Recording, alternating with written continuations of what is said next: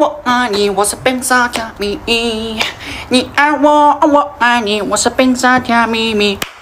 Assalamualaikum warahmatullahi wabarakatuh.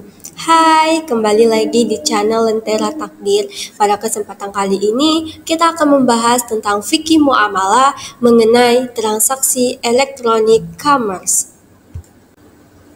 Apa saja sih yang mau kita bahas mengenai transaksi elektronik commerce? Yaitu yang pertama pengertian, kemudian uraian masalah, kemudian pandangan ulama dan solusi untuk masalah tersebut.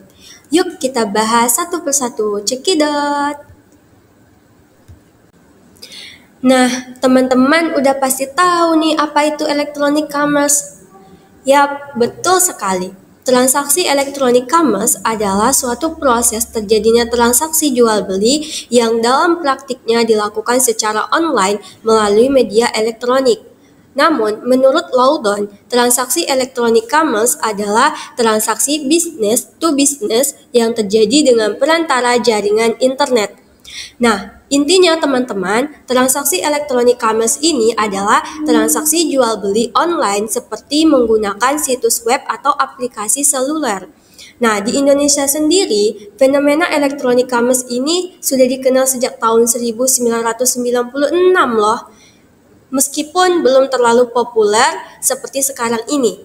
Nah, transaksi elektronik commerce ini menjadi sangat penting untuk kita bahas karena mengingat adanya dampak positif seperti konsumen yang memiliki kebebasan untuk menentukan jenis dan kualitas barang sesuai dengan kebutuhannya. Namun, transaksi elektronik commerce ini juga memiliki dampak negatif loh teman-teman, seperti munculnya bentuk-bentuk penyelewengan yang cenderung merugikan konsumen.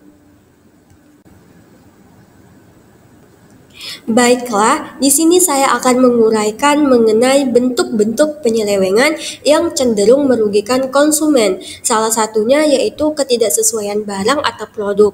Nah, produk yang diterima konsumen itu seringkali tidak sesuai dengan yang dipesan.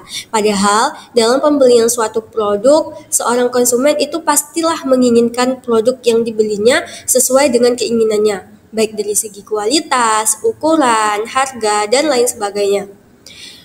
Namun, konsumen bisa kok memperoleh penggantian baik berupa produk atau uang dengan mengajukan pengambilan barang yang cacat atau tidak sesuai pesanan.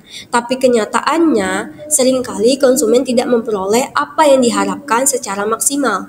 Akibatnya, konsumen merasa dirugikan. Nah, hal inilah yang tentu bertentangan dengan hukum Islam.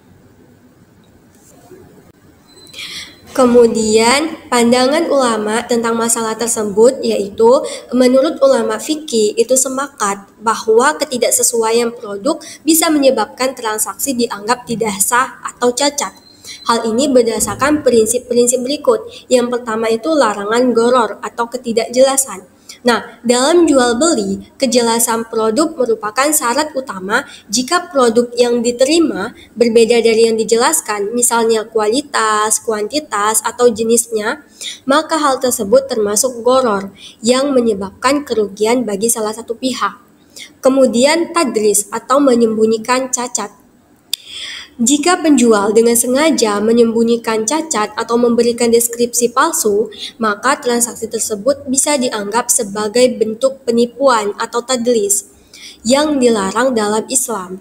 Nabi Muhammad SAW bersabda, "Barang siapa menipu, maka dia bukan bagian dari golonganku." Hadis riwayat Muslim. Adapun solusi fikih dalam mengatasi ketidaksesuaian produk dalam transaksi elektronik commerce itu dapat menggunakan metode hiyar. Apa sih hiyar itu? Nah, dalam fikih, hiyar adalah hak bagi pembeli untuk membatalkan atau melanjutkan transaksi berdasarkan kondisi tertentu. Penerapan hiyar dalam transaksi elektronik commerce itu meliputi hiyar syarat dan hiyar aib. Hiyar syarat adalah memberikan waktu bagi pembeli untuk memastikan produk sesuai deskripsi. Misalnya, pembeli dapat diberi batas waktu tertentu untuk mengajukan pengembalian barang. Kemudian, hiyar aib. Nah, hiar aib adalah jika produk yang diterima itu cacat atau tidak sesuai deskripsi, itu pembeli berhak mengembalikan barang dan meminta penggantian. Nah, dengan menerapkan solusi ini, masalah ketidaksesuaian produk dalam transaksi electronic commerce itu dapat diminimalkan, sehingga transaksi lebih adil, transparan, dan sesuai dengan prinsip fikih muamalah.